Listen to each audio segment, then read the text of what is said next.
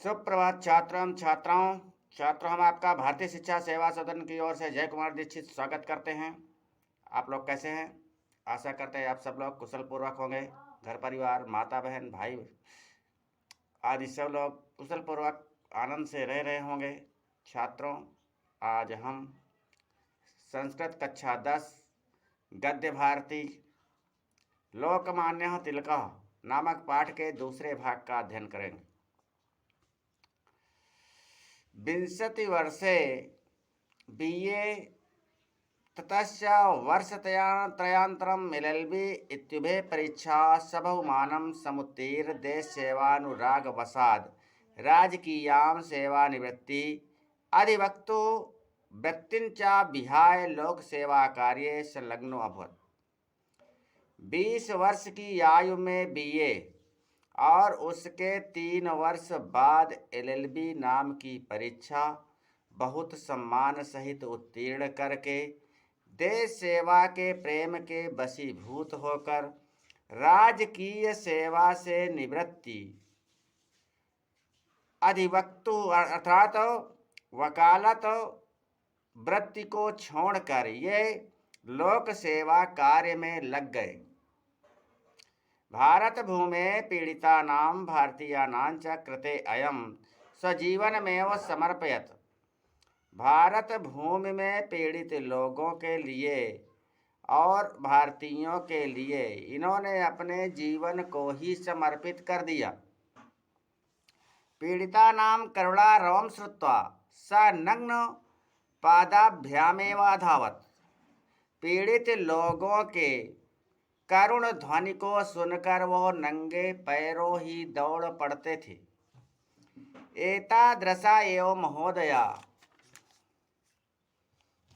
ऐश्वर्यशालिनो भवन्ति। ऐसे महोदय ही ऐश्वर्यशाली होते हैं। पठनाद आरभ्य आजीवनम सा स्वधियम सर्वसत्तोद्धृतो निदधे। पढ़ने से आरंभ करके आजीवन वो अपने बुद्धि और धैर्य को धारण करते रहे। प्रिया अप्रिया वा कयापि घटनया सा स्वमार्गम च्युतो न बभूत। प्रिय या अप्रिय घटना किसी के द्वारा भी वो अपने मार्ग से च्युत नहीं हुए। संपत्तौ च विपत्तौ च महताम एक रूपता इति तस्य आदर्शः। संपत्ति और विपत्ति अर्थात सुख और दुख दोनों भावों में महान पुरुष एक समान रहते हैं, ये उनका आदर्श था। स्वस्मान् स्वतंत्रतायाः पाठं पाठयत स्वराज्यस्माकं जन्मसिद्धो अधिकारः इति घोषणाम् अकरोत्। उन्होंने हमें स्वतंत्रता का पाठ पढ़ाते हुए स्वराज्य हमारा जन्मसिद्ध अधिकार है ऐसी घोषणा किया। स्वराज्य प्राप्त्यर्थम घोरम असौ क्लेशम असहत।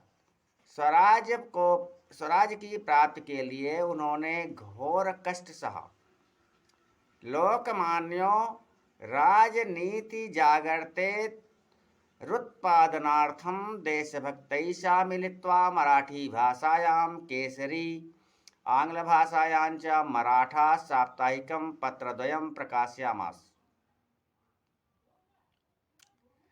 लोकमान्य राजनीतिक जागृति के निर्माण के लिए देशभक्तों के साथ मिलकर मराठी भाषा में केसरी और अंग्रेजी भाषा में मराठा नाम के दो साप्ताहिक पत्रों का प्रकाशन किया। तेन स्वप्रकाशित पत्रद्वय द्वारा आंग्ल शासनस्य सत्यालोचनं, राष्ट्रीय शिक्षणं, वैदेशिक वस्तूनां बहिष्कारः, स्वदेशी वस्तूनां उपयोगश्च प्रचालितः। उनके द्वारा प्रकाशित दोनों पत्रों में अंग्रेज शासन की वास्तविक आलोचना, राष्ट्रीय शिक्षा, विदेशी वस्तुओं का बहिष्कार, स्वदेशी वस्तुओं का उपयोग प्रचलित था, अर्थात उनके पत्रों में यही प्रकाशित होता था। सस्वराज्य अस्माकं जन्म सिद्धो अधिकारः इति सिद्धान्तश्च प्रचार्यामास। उन्होंने स्वराज्य हमारा जन्म सिद्ध अधिकार है, ये अपने सिद्धांत का प्रचार किया। एतयो साप्ताहिक पत्रयोः संपादने संचालने चायं यानि दुःखानि सहते यस्म तेषां वर्णनं सुदुष्करम्। इनके द्वारा साप्ताहिक पत्रों के संपादन और संचालन में जो दुख सहे गए उसका वर्णन करना कठिन है। शासनस्य तीव्रालोचनेन पुनः पुनरावं शासकैर्दण्ड्यते स्म। शासन की तीव्र आलोचना के द्वारा इन्हें बार बार शासकों द्वारा दंडित किया गया।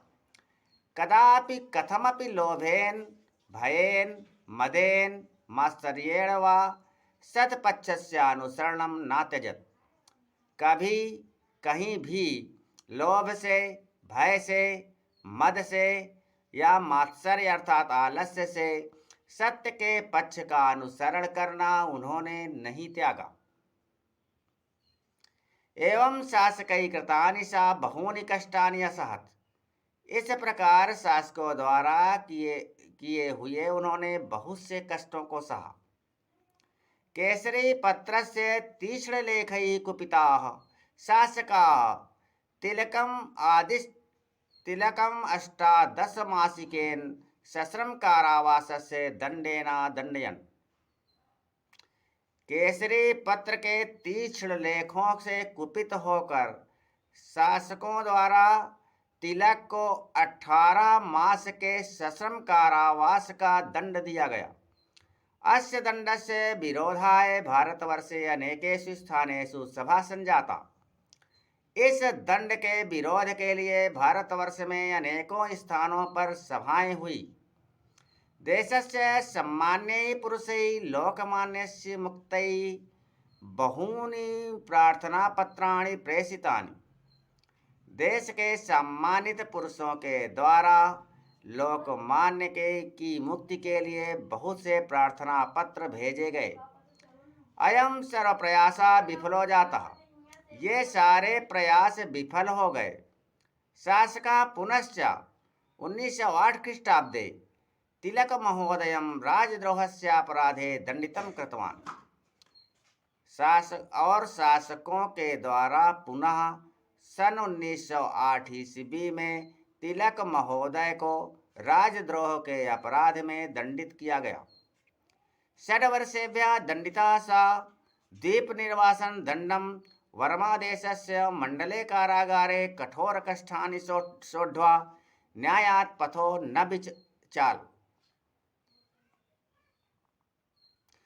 6 वर्षों के कारावास से दंडित द्वीप निर्वासन के दंड के समय वर्मा देश के मंडले कारागार में कठोर कष्टों को सहते हुए वे न्याय के मार्ग से विचलित नहीं हुए। अत्रैव निर्वासन काले तेन विश्व प्रसिद्धं गीता रहस्यं नाम गीताया कर्मयोग प्रतिपादकं नवीनं भाष्यं रचितम्। यहाँ ही निर्वासन के समय उनके द्वारा विश्व प्रसिद्ध गीता रहस्य नाम का गीता के कर्मयोग का प्रतिपादन करने वाला नवीन भाष्य रचा गया। कर्मसु कौशलमेव कर्मयोगः। कर्मों में कौशल ही कर्मयोग है। गीता तमेव कर्मयोगम प्रतिपादयति। गीता उसी कर्मयोग का प्रतिपादन करती है। अतः सर्वे जना कर्मयोगिना स्युः। अतः सभी लोगों को कर्मयोगी होना चाहिए। इत तेन उपदिष्टम। ऐसा उनके द्वारा उपदेश दिया गया। कारागारात् विमुक्तो वयं देशवासिभिरभिनन्दिता। कारागार से मुक्त होने पर वो अर्थात बाल गंगाधर तिलक देशवासियों द्वारा अभिनंदित किए गए। तदनंतरम स होम रूल सत्याग्रहे सम्मिलितवान। उसके बाद वह होम रूल सत्याग्रह में सम्मिलित हो गए। इत्थम पुनः स देश सेवाया संलग्नो अभूत। इस प्रकार पुनः वो देश सेवा में लग गए। गीता रहस्यम वेदकाल निर्णय आर्याणां मूल वासस्थानम इत्येतानि पुस्तकानि तस्याध्ययनस्य गांभीर्यं प्रतिपादयन्ति। गीता रहस्य, वेदकाल निर्णय, आर्यों का मूल निवास इत्यादि उनकी रची हुई पुस्तकें उनके अध्ययन की गंभीरता को प्रदर्शित करती हैं। देशोद्धार कारणम अग्रणी स्वराष्ट्रयानेकान क्लेशान सहमाना लोकमान्य सप्त अधिक 910 विक्रमाब्दे चतुष्षष्टि वर्षावस्थायाम् अगस्त मासस्य प्रथम दिनांके नश्वरं शरीरं परित्यज्य दिवमगच्छत्। देश के उद्धार कार्य में आगे रहने वाले अपने राष्ट्र के लिए अनेकों कष्टों को सहते हुए लोकमान्य सन 1977 विक्रम संवत में 64 वर्ष की आयु में अगस्त मास की पहली तारीख को अपने इस नश्वर शरीर को त्याग कर स्वर्गवासी हुए। एवं कर्तव्यनिष्ठो निर्भय तपस्वी कल्पो महापुरुषो लोकमान्य तिलको भारत देशस्योद्धरणाय यद करोत् तत्तुव्रतं सरलाक्षर लिखितं भारत स्वातंत्र इतिहासे सदैव प्रकाशिष्यते। कहते इस प्रकार कर्तव्यनिष्ठ, निर्भय,